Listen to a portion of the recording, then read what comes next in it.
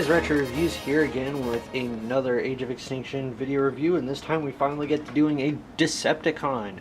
And we have Galvatron here, who's very unique for terms of a Decepticon. He, as you've seen in the movie, he is designed by KSI to hunt down any remaining Transformers left on Earth, and he does end up showing his own sentience, being reformatted Megatron in the movie.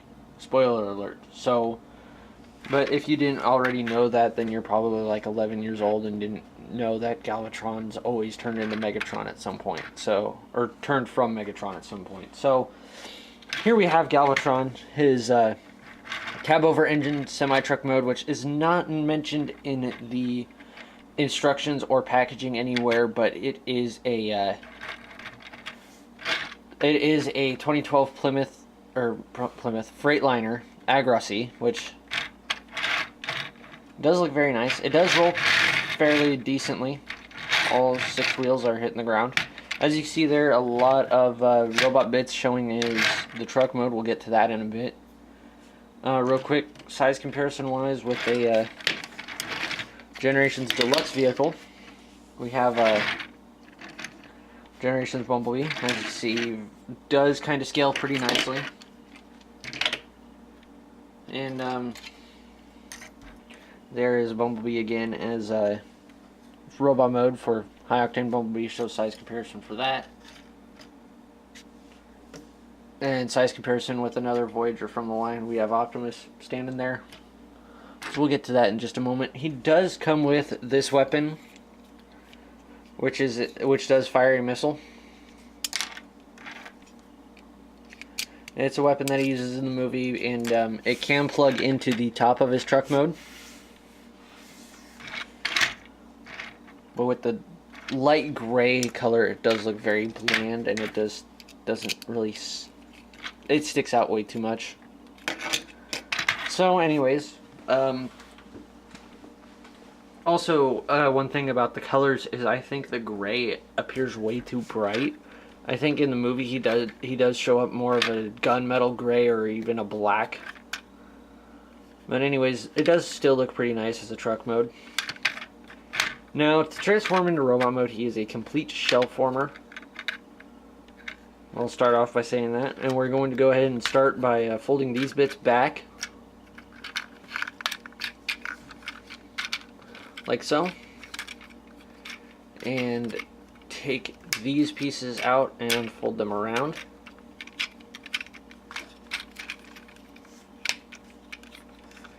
And then rotate the legs forward. And then come up here to the front of the cab and rotate these sections with the wheels. And then fold it back. Rotate the arms out and clip them in.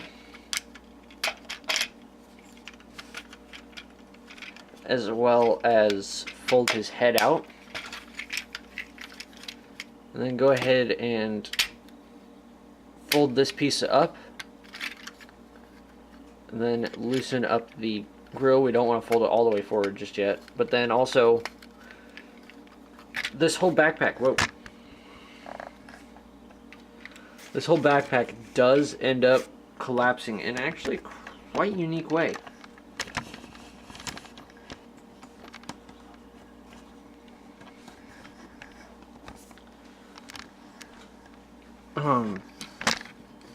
It is pegged in. It is tabbed in here from the windshield, and what we go ahead and do is we unpeg it by pulling it up a little bit, and then we can leave it on the track. And then once we let go, it does fold up.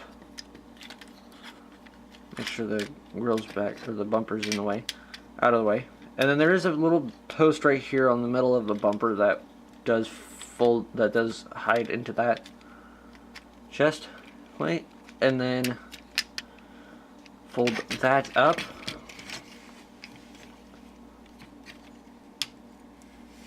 And there we have Galvatron in his robot mode. Now, again, with his robot mode, it does use a lot of light gray that does have some great detailing molded into it. However, the detailing gets lost in how bland of a gray plastic that it is, and how less paint applications are in it. We still do get some of these nice metallic blue and copper paint apps down the legs and in the center of his chest, where he's got a hollow chest plate. And then we can go ahead and take a look at his head sculpt, which is obviously a more pissed off Megatron. And he does have light piping. It does use the same black translucent plastic as the windshield. So the light piping is there, but with such a dark plastic that they used, it's almost non-existent. And yeah, that is hollow all the way through the other side, as you can see. If we can get the backpack moved out of the way. As you can see, there is a gap right there.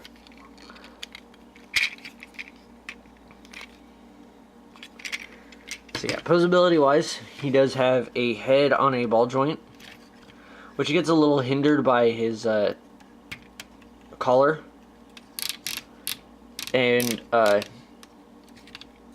swivel or ratcheting swivel for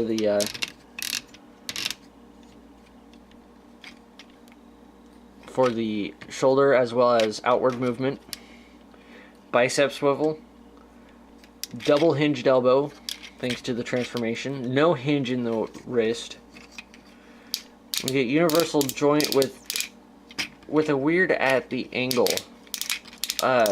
hip rotation for that, and no waist joint either. So we got that, and then we get a biceps or a thigh swivel. Then we also get faux ratcheting knees, and ankles can rock back and forth or side to side and do a little bit of forward and backward movement thing, which is nice. So he does, granted, have, even though he does have the backpack, which does hinder possible waist articulation if there was even a waist joint there, and backward arm movement, he does get the job done he does have enough posability to get the job done, at least. And it doesn't really all feel too hindered. Feels like he's got just enough to do what he needs to do. And again, the weapon, it does have another plug right here, but if you want to, you can hold it on there, or you can use this plug to make it look like it's growing out of his arm, like a lot of the weapons tend to look like from the movieverse, which is pretty cool. I just wish there would have been more paint detail on all this molded, on all these molded hoses and everything.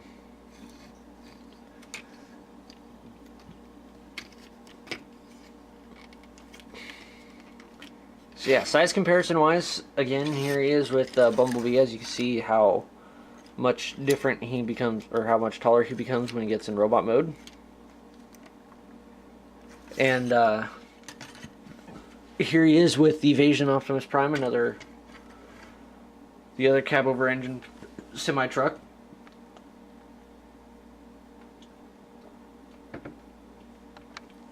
Which, that scale doesn't look at all too bad. I mean, considering that these guys have to fight in the movie. But then Optimus Prime does fight as his new Western Star truck in the movie. If you haven't seen it already, spoiler alert, sorry. But yeah, these guys are supposed to fight.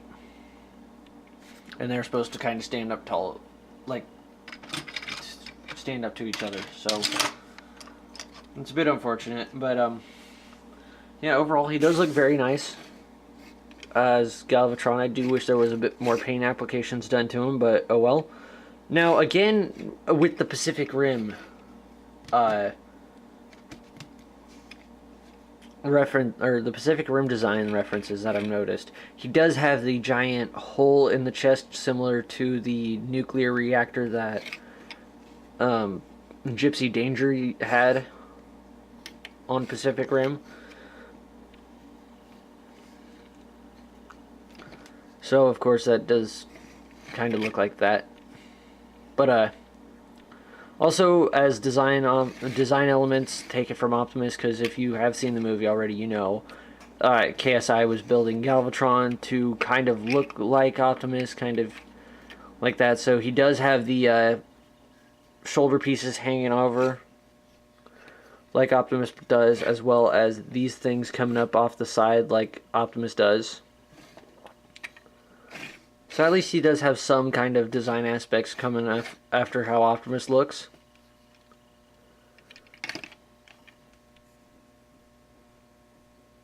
But yeah. Anyways, there he is. There's Galvatron. Very nice figure. I do highly recommend him. I'm glad we actually got one Decepticon in the movie so far. Or from the movie so far.